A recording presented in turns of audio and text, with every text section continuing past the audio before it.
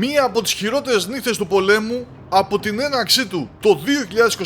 2022 έζησε χθες βράδυ η Ουκρανία, καθώς οι ρωσικές ένοπλες δυνάμεις εξαπέλυσαν μια πραγματική πυραυλική κόλαση, στοχεύοντας κυρίως εγκαταστάσεις στην πρωτεύουσα Κίεβο και στην ευρύτερη περιοχή γύρω από αυτήν, τις οποίες, όπως όλες οι πληροφορίες δείχνουν, μετέτρεψαν σε σκόνη και θρύψαλα, προκαλώντας τους, αν όχι ολοκληρωτική καταστροφή, τεράστιες ζημιές και μετατρέποντας φυσικά για άλλη μια φορά την ημέρα σε νύχτα, όπως μπορούμε να δούμε και στα βίντεο που αναρτήθηκαν στο διαδίκτυο, αφού η Ουκρανική αεράμινα αδυνατεί πλέον να αναχαιτήσει βαλιστικούς πυράβλους.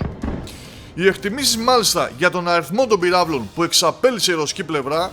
μιλούν για τουλάχιστον 70 πυράβλους, αφού η Ουκρανική πολεμική αεροπορία δεν δημοσιεύει πλέον στοιχεία ούτε για τον αριθμό που εκτοξεύθηκαν, ούτε για τον αριθμό που πιθανόν καταρρίφθηκαν, δίνοντας μόνο στη δημοσιότητα τους άλλους τύπους πυράβλων, όπως τους κρούζ.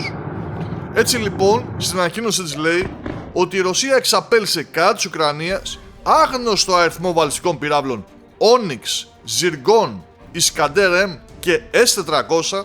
μαζί με 36 πυράβλους κρούζ X101 ή Iskander K ή X59, 8 πυράβλους Kalib, 2 Banderol και 168 UAV και drones διαφόρων τύπων. Από όλα αυτά αναχέτησε τους 31 κρούζ,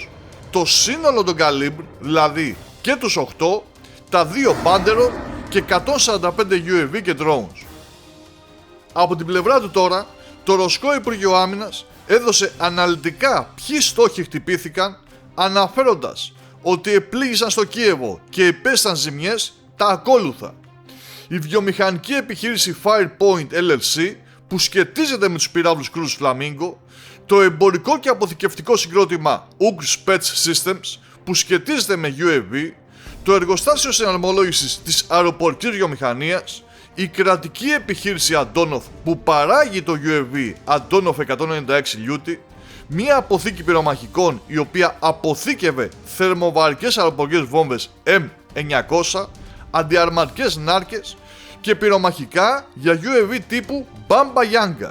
ενώ στην ευρύτερη περιοχή του Κιέβου χτύπησε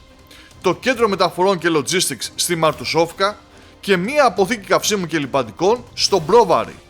Τι λένε τώρα Ουκρανοί αξιωματούχοι και ρωσικά μέσα ενημέρωσης? Ότι η καταστροφή ήταν μεγάλη, με τους Ουκρανούς να μιλούν για τις πολιτικές εγκαταστάσεις που πέσαν ζημιές και τους Ρώσους στρατιωτικούς αναλυτές για τις σχετιζόμενες υποδομές με τις Ουκρανικές ένοπλες δυνάμεις.